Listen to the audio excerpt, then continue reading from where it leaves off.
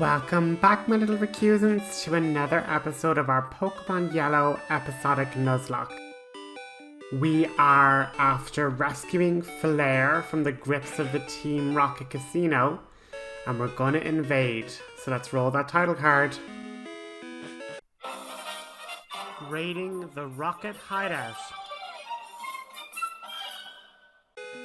Roxas had broken in last episode, and after moving around some items, we ended up getting a very useful PP up, which will let us increase the power point maximum of a certain move that we decide. And after confronting two rockets earlier on in the hideout, Roxas has discovered that Team Rocket are funding experimental research in order to be able to see supernatural Pokemon, or at least identify Pokemon, or to see ghosts within Lavender Tower. This grunt all but confirms this and then challenges him to a battle, saying that he's already raised the alert. The boss, who is in the depths of the casino's underground network, will be alerted, and if he continues to be a nuisance, Roxas will be dealt with personally by the boss. Feeling a little bit afraid, but assured that between his Gyarados, Pikachu with its amazing lightning abilities, Victory Bell now fully evolved, and Huntress, who has always been a bird of prey, Roxas' hope is that he'll be able to take on Team Rocket no matter what they come faced with.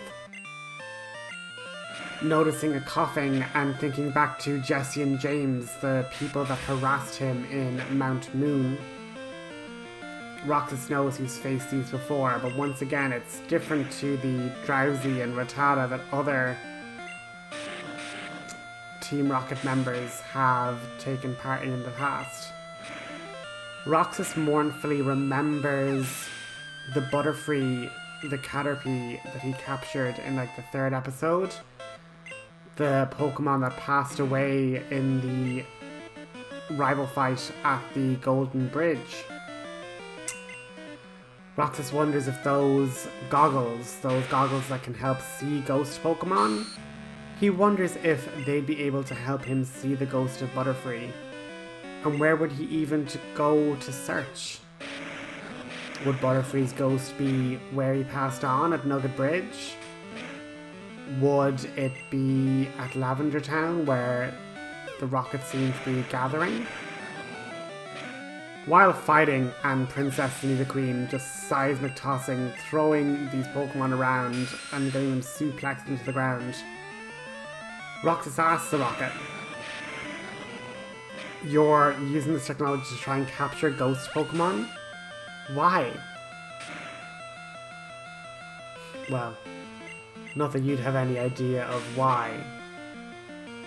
But if you must know, there's a threat out there. A threat that will require the strength of the dead to beat.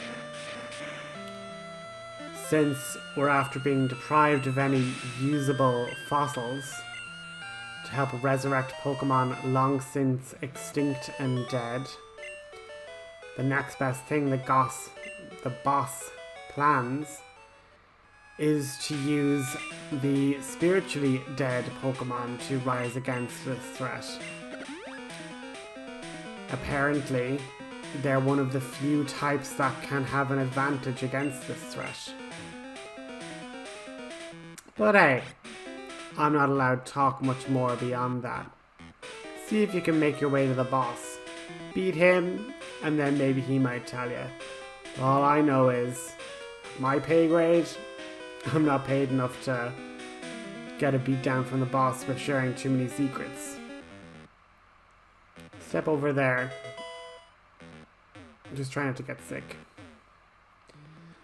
Roxas steps on moving conveyor belt pads, spinning him in every which way and every direction.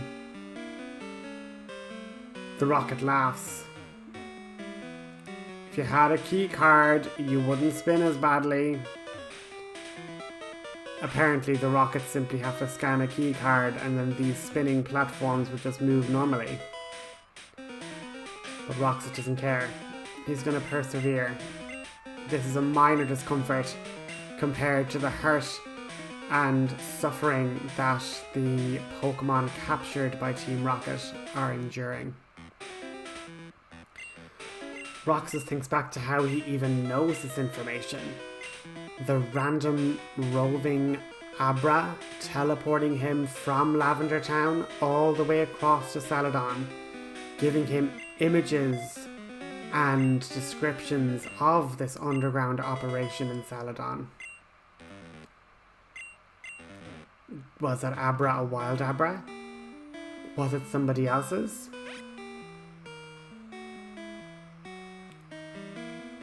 As he spins round and round on these mazes of directional paths, he asks the question, is he ready for this?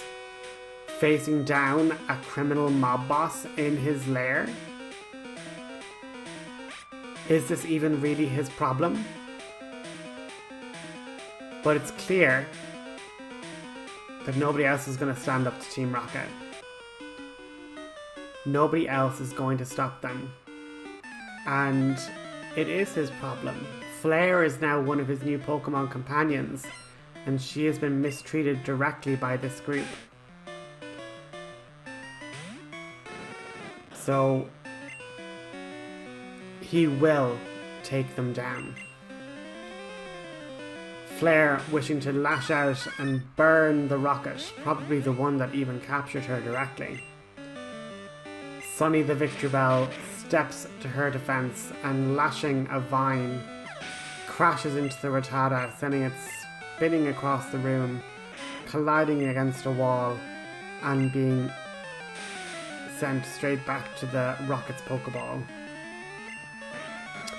A deadly Raticate enters the fray, Sunny putting him to sleep and then gathering energy with growth, plans to power up his strength, her strength rather, to take down the Raticate. The Grunt chuckles to himself. You really think you're going to be able to beat Don Giovanni? The boss is going to wipe the floor with you. With one swift Vine Whip, the Raticate is defeated, and with another, so is the Rattata. Roxas smirks. Seems like the only one getting beaten down is you.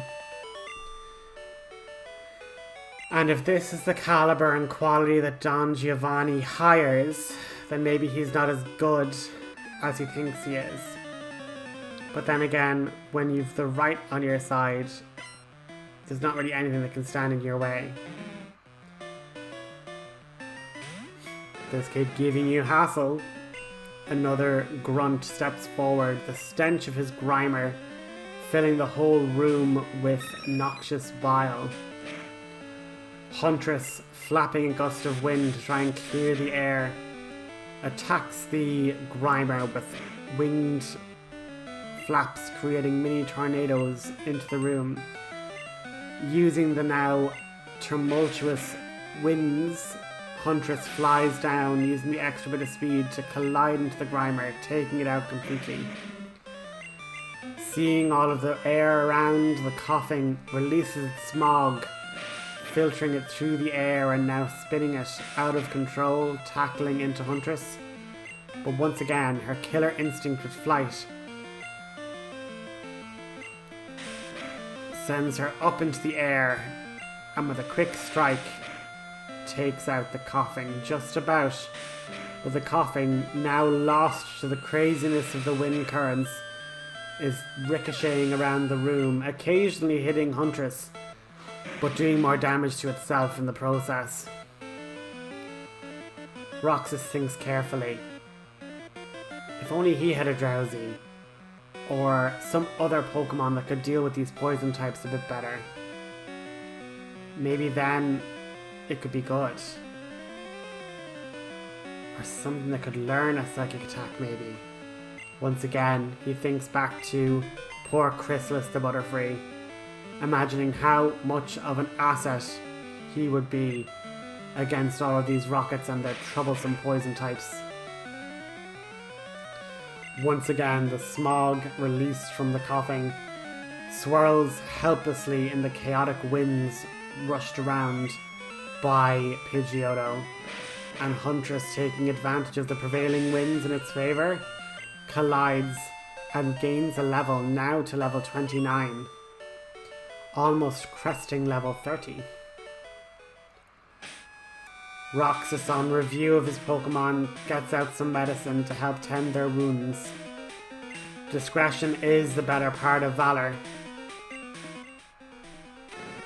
Looking to Flare, battle-worn and weary, she still fiercely wants to go through and find the boss, find the one that's responsible, find the one that has captured all these different Vulpix, Jigglypuff, that have been gathering all these moonstones in order to evolve these Jigglypuff, to have rare Pokemon as a prize to be bought, a prize in a house that is rigged, to fund an operation to see the dead.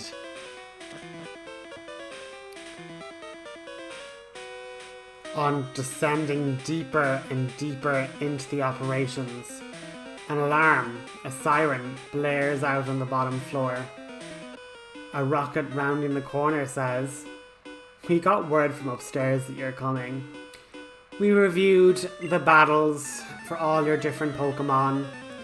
And yes, you're strong.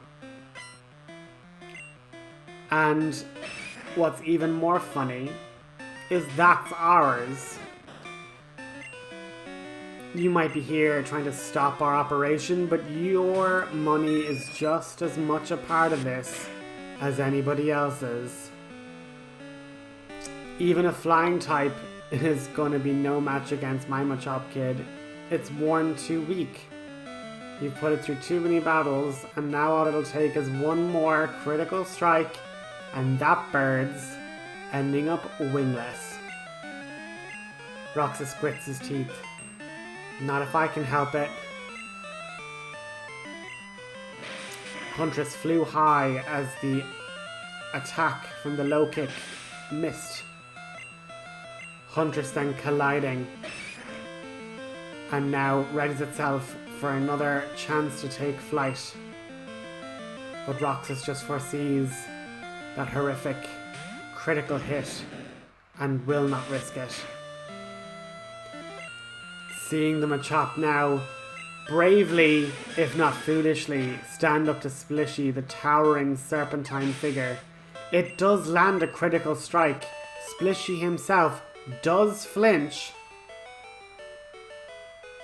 but Roxas realizes, between Huntress being tired, Splishy, perhaps now they've looked at the cameras, will they be prepping electric type Pokemon to deal with Splishy? Roxas thinks carefully. Maybe I need to train more. Maybe this was a bit foolhardy. Journeying back to the Pokemon Center, he heals up, goes to the shop to buy more provisions, and then on hearing that the gym leader in not only this town, but the town of Fuchsia, specialize in poison types. In this case, Erica mainly works with grass Pokemon, but also grass poison, just by the nature of grass types in Kanto. And Koga, a gym leader that works on poison and bug types. Roxas feels that maybe one more gym challenge could give him the extra boost in confidence to be able to challenge the Team Rocket leader, Don Giovanni. Giovanni. Where had he heard that name before? He racked his brain, but every so often he had a pang of heartbreak. What if he managed to get that technology that helped him commune with the dead? Would he be able to talk to Butterfree? Would Butterfree even want to talk to him? Many women stand around gardening in this complete atrium of floral fascinations. The girls say that it's a woman's only gym, apparently. Roxas retorts that then he'll only fight with female Pokémon. An awful lot of his powerful types are female. The only one that isn't is Splishy, and well, that's a water type going up against a grass type. From his basics in type advantages and disadvantages, he wasn't going to be doing that. And Flare now taking on her fiery passion, taking out a Bellsprout swiftly and easily, but against a now more powerful evolved type. Huntress takes the stage in order to help, but a horrible realization befalls Roxas when he realizes that paralysis and wrap results in Huntress just being helplessly bound, crushed under the harrowing whips of the wrap and paralysis combo. Roxas eventually has to take his Pokemon out of the equation. Cheating slightly, he sends out Splishy. Using Dragon Rage to deal a set amount of 40 damage, the Weeping Bell is taken below half health, and in a fury, not even the Sleep Powder, as it wafts through the air, is blasted back and away by Splishy.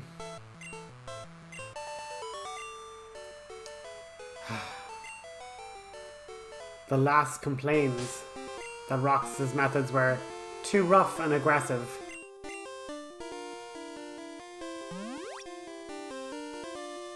But Roxas argues they can't really just decide to discriminate. And the girls just chuckle. No, Erica just wants it to be an all-female led trainer gym. And we were getting bored anyway that so few people have decided to challenge us. With Oddish now taking the field, Roxas thinks of Oddball, and now knows that Oddball does evolve into Gloom. And he wonders about perhaps evolving Gloom into another form if it's able. This trainer sits and philosophizes about the grass type and just what each of the different gym trainers are trying to teach about not only their types but the different ways of battling. Brock used defense as an offense, bide there to endure enemies' attacks while being able to then dish out double the damage in recuperation. Misty in the water type was generally about the actual power of special moves. And without type advantages, the water type being resisted by few elements except for grass,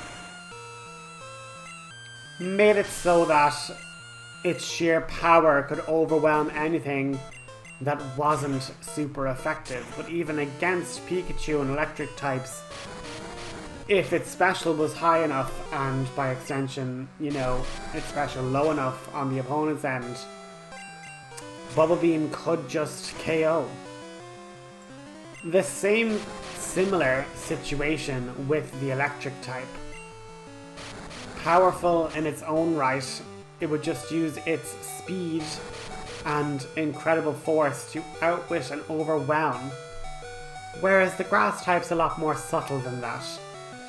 With status and combos able to paralyze, debilitate, and then whittle away and recover with hit point healing moves like Leech Seed and Mega Drain. Roxas found himself getting hit by hazard after hazard, Poison Powder, Sleep Powder, Paralysis Powder. All of his Pokemon weakened slowly but surely, and the damage they inflict, causing healing to them. But so long as the Pokemon did not have Wrap, Huntress could, at the very least, have a chance at taking out these grass types without getting trapped in paralysis. Trying to use Quick Attack to stay the first in the initiative order, Huntress attacks and attacks and attacks, given that she should have an upper hand in these Pokemon. But clearly, the real trick is grass types don't necessarily need the upper hand, they just need the patience and the control to be able to make the scales tip in their advantage. And now with Princess sleeping and wrapped, Roxas breathes and tries to stay focused. They might be trying to outlast and do death by 1,000 cuts, but with sheer force, Princess is able to body slam, completely destroying the beauty and her Pokemon. Getting a large amount of prize money, Roxas rushes back to the Pokemon Center, and then with all of his Pokemon now back to fighting form, Flare is now given the chance to make another battle debut. The two girls that have already lost are just chatting amongst themselves, watering some more plants, when they say, I hope Erica gets to wipe the floor with you. One other young lady, on seeing Roxas' gender, asks if he's a peeping Tom. Nope, I just heard about a badge. Want to earn it. Well, if you want to earn it, you have to get through us. Flare's fire burns bright, burning the Bulbasaur almost immediately, and with a second critical bout of flame, Bulbasaur is defeated, and now its evolved form, Ivysaur, hits the field, sending out poisonous spores. Flare instead heats the air with an intense ember, burning away the noxious powders before it could inflict poisoning upon her. With a smattering of leech seed, energy starts being sapped through the ground as little seedlings and saplings wrap around Flare's feet, sending the energy back towards Ivysaur. But determined, Flare flares up with an absolute gushing of heat, burning the Ivysaur, leaving it to return to its trainer. And Flare, letting a mighty roar of just determination and energy, causes the entire gym to pause and release a little clap. The girls do mention that though they are grass type specialists, there is something just very beautiful about Vulpix and that they are such a desired Pokemon. Aren't we so lucky to have them as prizes in the local casino? Roxas feels himself just bubbling with anger. You know that they're just kept there, right? Well, it's like a pet store now, like you just go and buy a pet, so therefore you buy the Pokemon? Well, no, not so much like that. Roxas goes into detail on the criminal organization, the underground casino, the underground antics. All the more the battle rages. Well, maybe we should talk to Eric about that. Maybe somebody else should get involved. It might take a while though. Well, something needs to be done about it now, Roxas says, arguing. Well, sometimes just making sure you've all the correct evidence. You know, like with plants, you have to make sure it's rooted in evidence. You have to make sure you're shining a light on the right thing. You're not, coming into it with too much, water and trying to drown the evidence out or flush anything away. Just like having too much feed, too much water, too much sun. Plants, like a good case, can dry up or die based on not caring for it properly and not making sure all the right steps are taken. I'm not saying we'll do nothing about it, but I think if you do manage to talk to Erica, something can be done. Just maybe not right now. Roxas then, in a fury, comes to the protected zone of the inner sanctum of the glass house, and using the cut HM, Sunny carves her way into the inner sanctum with Erica and the other trainers. Erica, you're a gym leader of Celadon Town, correct? There is illegal and immoral activities happening not a stone's throw from this gym. I challenge you not only for a gym badge, but also to cause you to take action.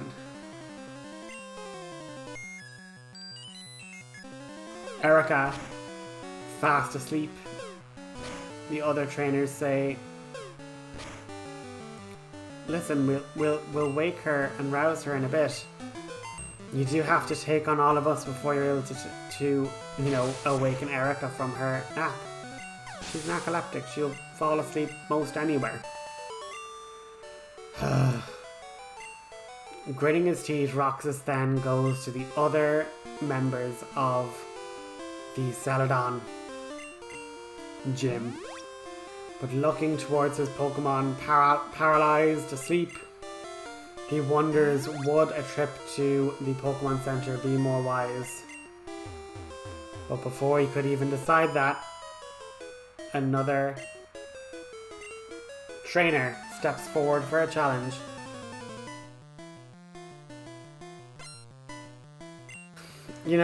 I was going to go evolve my Pokemon with a Leaf Stone, but the truth is, sometimes you want to wait to make sure the Pokemon has learned all the moves that you want them to. Like that Vulpix, for example. It can learn really powerful fire type attacks if you give it the time and attention. But once you evolve it into Ninetales, it kind of locks in its learn set. It can't learn anything else. So that's why I'm keeping this a Weeping Bell. I see a Victory Bell and you're probably wise not to use it yet. I mean, against these we'd be in a pretty slow war of attrition. But that's why I'm keeping my Gloom and my Weeping Bell as second form Pokemon, so that they can learn better moves before evolving them into their final form. Just like this plan you have to help take care of the Rockets, I think just a bit more patience and planning to make sure all your moves are ready and the right ones will serve you well. I can already tell that this battle is won, so the very best of luck to you in facing our gym leader. I know with that conviction that she will help you in this endeavor. With the Ivysaur taken out then, that's going to conclude our episode. Roxas has been training Flare to take her revenge on Team Rocket, and with that we're going to go fight Erica next episode. Have a good one.